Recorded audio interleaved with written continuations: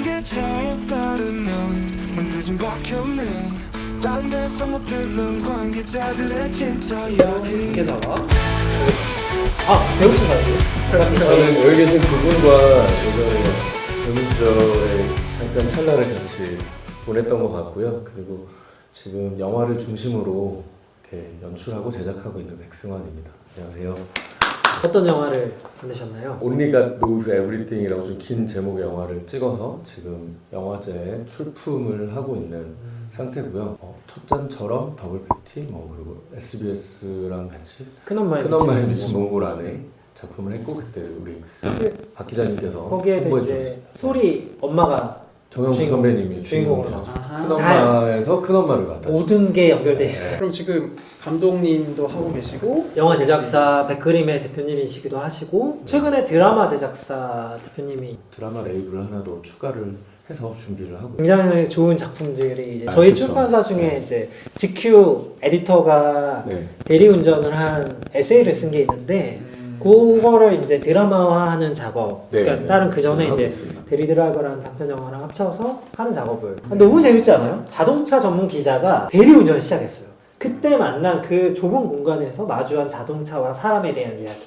이건 뭐 각이 딱 나오지 않나요? 근데 보통 게스트가 자기 작품 홍보하러 나오는데 호스트가 자기 회사 출판 도서를 이렇게 홍보하는 경우에는 관계자들이. 그러니까 제가 정리를 해드리면 이제 박현민 대표의 우주북스에서 출판한 에세이를 백 대표님이 저희가 확보를 해서 한 권을 사셔서 드라마화 작업을 하고 계시는 상황. 시즌 1 8개를 목표로 해서 6개까지 대본이 나와 있어서 저희가 사실 말하자면 이제 영화 감독, 영화 제작사 대표, 드라마 PD, 드라마 감독, 그리고 저는 이제 기자 출신의 평론가, 칼럼니스트이다 보니까 생각하는 이제 뿌리 근간이 다르잖아요. 정말로 모든 사람들이 얘기를 하는 게 K 콘텐츠의 시대다라는 얘기를 하는데 올해 K 드라마 아주 위기다. 지금 제작되는 거 하나도 없고 배우들 나 작품 없어 이 두 개가 굉장히 상반되게 느껴지는데 그리고 또 이제 영화까지 끌어들이는 K 무비를 끌어들이자면 천만 영화가 안 나오다가 작년 연말부터 연달아 지금 새 작품이 천만 영화가 터졌단 말이에요. 서울의 봄 터지고 파묘 터지고 범죄도시 4가 터졌어요. 그래서 지금 춤으로 난리 났다. 영화 지금 뜨겁다. 반면에는 아니다. 영화 아직도 멀었다. 라는 얘기가 있어서 우리가 감히 진단할 건 아니긴 한데 뭐 우리가 방구석에 앉아서 얘기하는 것 정도는 할 수 있잖아요. 일단 K 콘텐츠의 글로벌 흥행에 대해서 얘기를 해보면 저는 사실 K 콘텐츠의 해외 인기에 약간 숟가락을 얹혀놓은 일들이 많았어요. 재벌집 막내 아들의 판권을 사간 그 뷰라는 OTT의 국내 PR을 제가 맡았었고요. 컨설팅도 맡고 그리고 모험택시나 이런 것도 그렇고 지금 선제학고 티어라도 아까 말했던 라쿠텐 비키나 뷰가 하는데 제가 이제 국내 PR을 하다 보니까 해외 성적을 실시간으로 저는 나름 듣거든요. 실제로 해외에서 K 콘텐츠에 대해 위상이 달라지긴 했어요. 영화로는 이제 기생충이 있었다면 드라마 시리즈물에서는 오징어 게임이 에미상을 받으면서 거의 이제 한국 작품에 대한 관심이 쏠린 건 맞아요. 그 전에 이제 K-팝은 BTS가 있었고 예전에 이제 코어 팬층이 있었다면 지금 약간 이렇게 라이트한 팬층들이 생겨나고 있는 추세인 것 같아요. 근데 다만 한 가지는 작년까지는 좀 많이 이렇게 붐이 막 올라왔다면 올해는 좀 약간 양상이 달라지고 있는 것 같은 느낌이 든다. 붐은 붐인 것 같아요. 그러니까 제가 작년에 이제 홍콩이랑 코프로덕션을 한 적이 있는데 맞아. 기본적으로 서로 암묵적으로 다른 나라 사람이면 영어를 써야 되잖아요. 제가 영어를 좀 어버버버 하니까 그쪽에서 그냥 한국말 하세요 그러는 거예요. 홍콩 사람인데? 한국말로요? 네, 그래서 사실 진작 얘기하자라는 생각이 좀 들었는데 너무 한국말들을 잘하시는 거예요. 그래요? 그러니까 한국말이 마치 우리가 어렸을 때 외국인을 만났을 때 영어를 그냥 디폴트로 해야 되는 것처럼 K 콘텐츠에 관련됐거나 좋아하는 사람들하고 얘기할 때 우리가 한국말을 했을 때 그쪽에서 한국말로 소통하는 거를 약간 당연시 해주시는 정말 고마운 상황들을 많이 목도를 하면서 이 정도라고? 라는 생각이 들었고 진짜 회의 대화를 한다고요? 네. 안녕하세요 반갑습니다. 안녕하세요 수준이 아니라 정말 잘하시고요. 그래서 그분들은 이제 CJ 해외 지사의 그 현지 취업을 한 홍콩 분들이셨는데 다 K 콘텐츠가 좋아서 취업을 하신 거고 한국말을 너무 잘하시고 그분들하고 소통할 때 저희는 너무 편하게 그냥 모국어로 해도 되는 상황들을 목도할 때 감사하다는 생각이 들고 K 콘텐츠 위상이 높긴 높구나. 세계 공용이 됐으면 좋겠다. 네. 세종대왕님 보고 계십니까? BTS가 해줄 줄 알았는데 그 바통을 이어받아서 네네. 기생충과 오징어 게임이 예전에 저희가 이제 맨 처음에 2009년에 뭐 시작하고 있을 때 네. 저희 그런 기사 썼어요. 막 영국이 들썩이고 뭐 어쩌고 막 이런 네. 기사를 쓰지만 사실 알고 보면 진짜 소규모의 어떤 잔치처럼 끝나는데도 우리가 약간 PR적으로 기사를 쓸 때 마치 과대 포장해서 했던 경우들이 있었어요. 근데 진짜로 BTS가 빌보드에 막 나가고 지금 오징어 게임이 에미상을 받고 기생충이 아카데미 가면서 이제 그런 필요가 없어지게 된 건 맞아요. 10몇 년 전에 이제 과대 포장을 했다면 이제는 굳이 과대 포장할 없이 팩트 그대로만 전달해도 가서 뭐 노미네이트 됐다, 가서 수상했다 그 자체로 이게 싫어? 라는 반응들이 그때부터 했던 사람들은 다 있는 것 같아요. 매형이 태권도장을 운영하시거든요, 휴스턴에서. 근데 그 몇 년 전에 이제 한류 이제 드라마 관련된 이것들이 이제 그쪽에서도 이제 인기를 얻기 시작하면서 너무 좋아하시더라고요. 한국 드라마 보고 그냥 미국 애들이 되게 좋아하고 되게 친근하게 여긴다. 그래서 태권도에도 관심을 많이 갖는다. 라고 해서 되게 좋아하시더라고요. 그래서 그 저기 매제 맞나요, 제가? 처제. 천암. 천암. 네. 천암. 호칭 천암. 되게 어려워요. 네, 네. 세종대왕님 호칭이 네. 어렵네요. 네. 고려대학교 나오셨다. 예. 천암 어쨌든 그 드라마 계속 잘 해줘. 자기 너무 좋아. 네. 이미 초창기랑 너무 달라. 지금 분위기가 너무 좋아. 그런 얘기는 하시더라고요. 실제로 네. 바로 전작이 어쨌건 글로벌 OTT로 아, 아마존에서 아마존 했잖아요. 미국 아마존 프라임에서 방영을 했죠. 네. 사실 뭐 K 콘텐츠가 뭐 인기를 얻고 있다 세계적으로 뭐 사실 뭐 팩트인 것 같아요. 그죠? 그거는 네. 팩트인 것 같아요. 팩트인데 근데 어쨌든 드라마 현업에 있는 사람 입장에서 봤을 때 어쨌든 영화는 저는 잘 모르니까 드라마만 놓고 봤을 때는 드라마 시장이 되게 위축되어 있다라는 이야기를 굉장히 많이 하거든요. 뭐 2년 전에는 한 해 뭐 드라마 200 몇 개를 우리나라에서만 만든대라는 했는데 뭐 이제는 한 해 뭐 몇십 개밖에 안 만든다던데 뭐 30개에서 50개 뭐 그거밖에 안 만든다는데 배우들도 작품이 줄어들어서 어려움을 겪고 있고 이제 스태프들도 드라마 제작 편수가 줄어들어서 어려움을 겪고 있고 팬데믹 시즌에는 이제 연간 200편에서 이제 맥스 300편까지 만들어진다.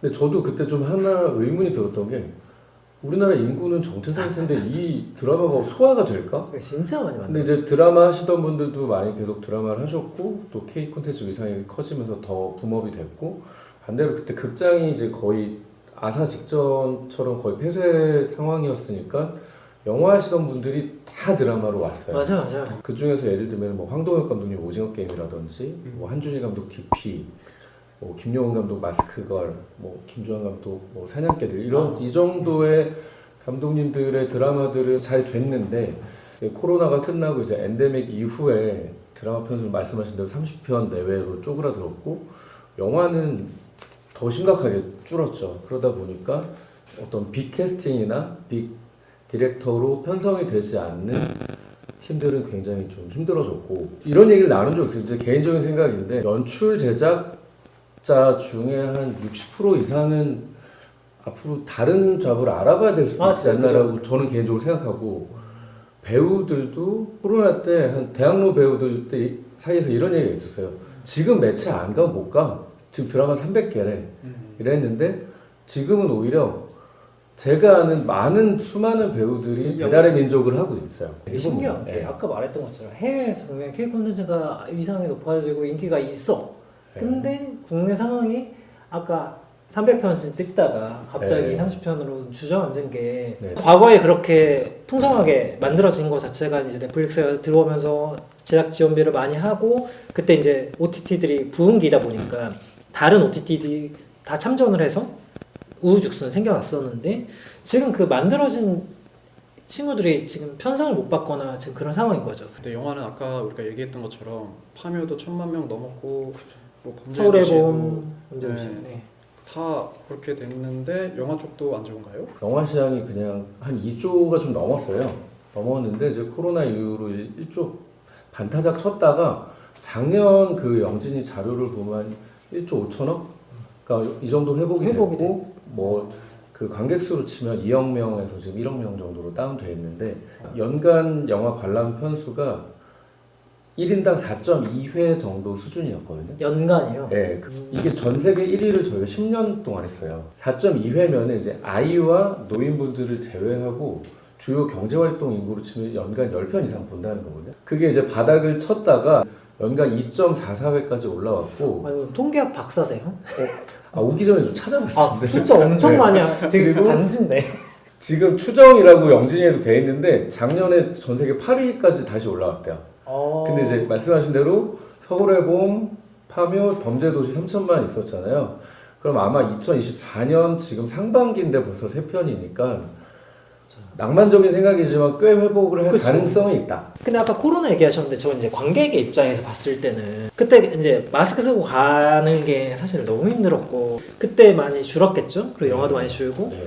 그리고 다시 보려고 하자는 그 중간에 나온 OTT라는 엄청난 괴물이 그렇죠. 앉아서 거기서 영화까지 보게 만들었잖아요. 극장 돌아가는 게 쉽지 않았던 건 맞는 것 같아요. 영화 같은 경우는 사실은 드라마보다 더 그 관객분들이 화를 내신다고 생각하는 지점이 있는데 그건 왜냐면 영화는 최소 3-4시간 내가 가는 시간 오는 시간 15,000원, 16,000원 써야 되니까 더 화가 나시는 것 같아요. 만약에 재미가 없거나 내 기대치랑 달랐을 경우에. 맞아요. 그래서 저는 이제 한국 영화는 한국 국가대표 축구팀 경기에 임하는 자세랑 비슷한 자세로 임해야 된다. 그 비인기 스포츠 종목에 대해서 그렇게 화 안 내시잖아요. 축구는 엄청 화내는 것처럼. 근데 영화 사랑하니까 화내시는 거라고 생각하는 측면이 저는 있거든요. 그러면 네. 영화가 됐든 뭐 드라마가 됐든 K 콘텐츠를 좋아하는 사람들이 전 세계에 이렇게 점점 많아지고 있는데 어떤 걸 하면 이렇게 사람들이 좋아하는 콘텐츠를 계속 만들어내고 사람들은 사랑받을 수가요? 나금님 어떤 콘텐츠를 하고 싶으세요? 저도 이제 사극을 준비하고 있는데 네네. 준비 기간이 되게 길어지고 있거든요. 네네. 길어지는 와중에 사람들은 요새 무엇을 좋아하고 무엇을 원하는가에 대한 고민을 하거든요, 계속. 근데 누구나 알고 있는 트렌드가 있어요. 쇼츠가 있고 릴스가 있거든요. 짧은 영상을 보기를 원하는 게 모두가 알고 있는 팩트거든요. 드라마도 그렇고 영화도 그렇고 짧게는 뭐 40분에서 길게는 뭐 요새 막 영화 3시간 반짜리도 있고 막 그러잖아요.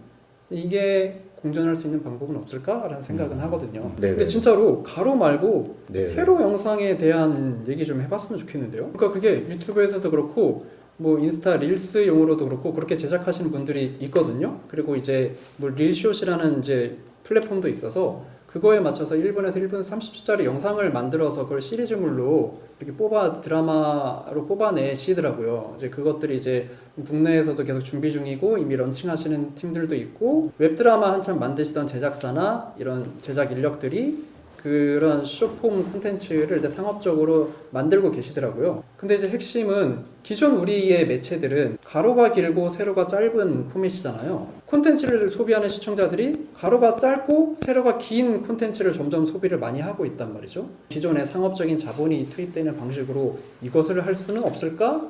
라는 고민도 좀 하게 되더라고요. 이거는 제가 갑자기 드는 생각인데 네. 연출을 하시고 계시니까 인물을 2명 이상 꾸겨놓기가 좀 힘든 포맷이진 않나라는 생각이 맞아요. 들어요. 네, 맞아요. 네, 그렇죠, 그런 것 그렇죠. 같아요. 그러니까 그래서 1명 내지 2명이 나오는 콘텐츠 안에서는 소구가 많이 되는데 이게 그 일반적인 캐릭터와 서사 구조를 가진 사건 혹은 액션 장면이 필요한 콘텐츠에서는 어떻게 해야 되지? 라는 생각이 좀 들긴 하네요. 이거 좀 아날로그한 생각일 수도 있는데. 하지만 변우석과 김혜연의 키스씬을 찍기에는 세로 씬이 좋겠죠. 그죠. 2명, 아까 1cm로 힘들다. 붙여놓고 이제 가면 되니까. 뭐. 네. 와이남 미디어의 히트 웹드라마들이나 무슨 짧은 대본이라는 그 채널 아시죠? 네. 그런 채널들에서 세로로도 충분히 재밌게 소구할 수 있고 어차피 휴대폰을 통해서 많이 보셨으니까 그거에 넥스트 스테이지가 있지 않을까? 네, 하는 근데 생각이 덩치가 들죠. 자꾸 규모가 작아야 네. 그렇게 움직이기 편할 텐데 지금 사실 드라마판이나 영화판 보면 가면은 엄청 많은 스텝이 있는데 자본이 많이 투자됐다는 거잖아요. 그게 쉽지 않지 않을까요? 이동하는 것 자체가. 지금 이야기하는 가로가 짧고 세로가 긴 포맷들은 더 저예산으로 제작이 되고 있거든요. 제작비를 줄여서 제작을 할 수 있는 새로운 포맷이라고 생각을 하거든요. 근데 시청자들 입장에선 그냥 재밌으면 장땡인 거잖아요.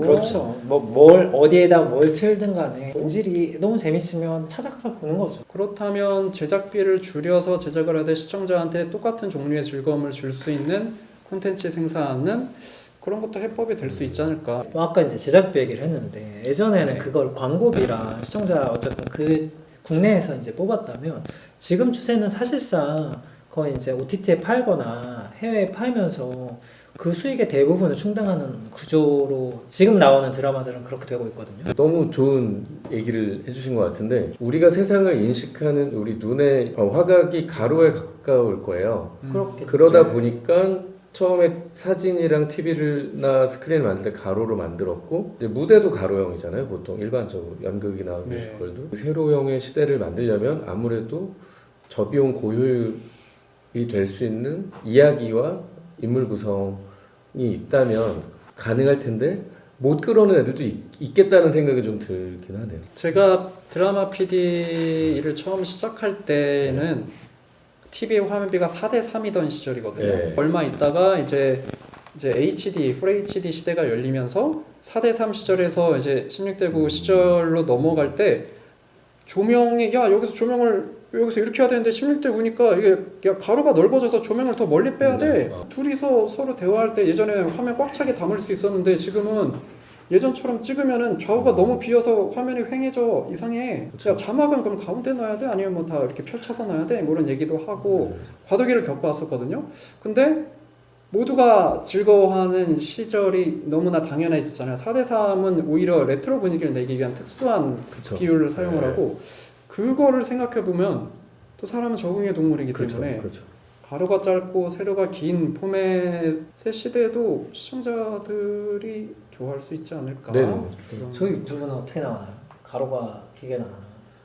유튜브는 좋은 게 그냥 가로를 찍어놓고 쇼츠용으로 세로를 자르면 되기 자르면 때문에 좋네요. 근데 예를 들면 네. 아예 세로로 기획을 하시면 좀 붙어 앉아야 될 가능성은 생기죠. 그렇죠. 아예 기획 그건 좀 자체가 있죠. 예, 그게 메인 그쵸. 포맷이라면 그렇죠. 그래야 자르기 좋으니까. 예. 네. 눈물의 여왕 메이킹 중에 그거 있더라고요. 김지원 씨가 눈 내리는 자작나무 숲을 걸어가는 씬이 있는데 계절이 겨울이 아니었기 때문에 어떻게 찍을까 고민을 하셨다 그러더라고요. AI를 이용해서 또 눈 내리는 자작나무 숲 이미지를 생성을 했다 그러더라고요. 그걸 이제 LED 스튜디오에서 그걸 띄워놓고 앞에서는 뭐 실제 눈발 날리게 예전 같았으면 그 장면이 정말 중요한 장면이다. 그러면 그걸 가서 찍어야 되거든요. 올드보이 엔딩 씬도 보면은 그 자작나무 숲 뭐 어느 나라인지 모르겠는데 거기 가셔서 거기를 찍었단 말이죠. 그것도 막 시간 되게 쫓겨서 막 찍었다고 메이킹에서 봤었는데 근데 이제는 해외 어느 그곳에 계절 맞춰서 찾아가지 않아도 되고 생성형 AI 이미지와 혹은 동영상과 LED 스튜디오를 이용해서 하여튼 비용만 놓고 보면 뭐 거의 뭐 한 100분의 1밖에 안 들었을 것 같은데 그런 차원의 제작비 절감도 결합돼서 고민해야 되지 않을까 싶긴 하더라고요. 네.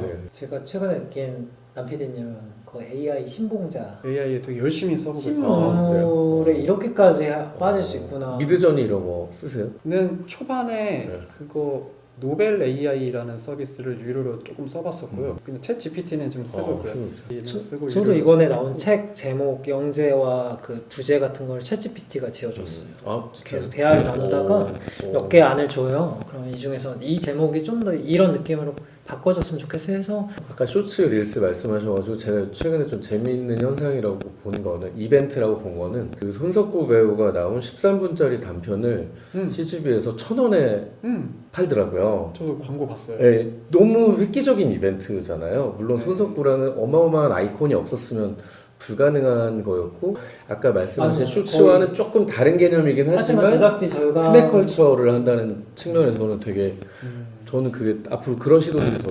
극장에서도 있을 수도 있는 것 같고 관계자에 따르면이란 걸 저희가 이제 관따? 슛을 했잖아요. 관따를. 네. 지금은 갖춰진 게 하나도 없고 기획도 뭐 완벽하게 갖추지 않고 시작한 게 완벽하게 해놨는데 잘못된 거일 수도 있잖아요. 그래서 그냥 하면서 만들어 가자는 게 저희 기획이었거든요.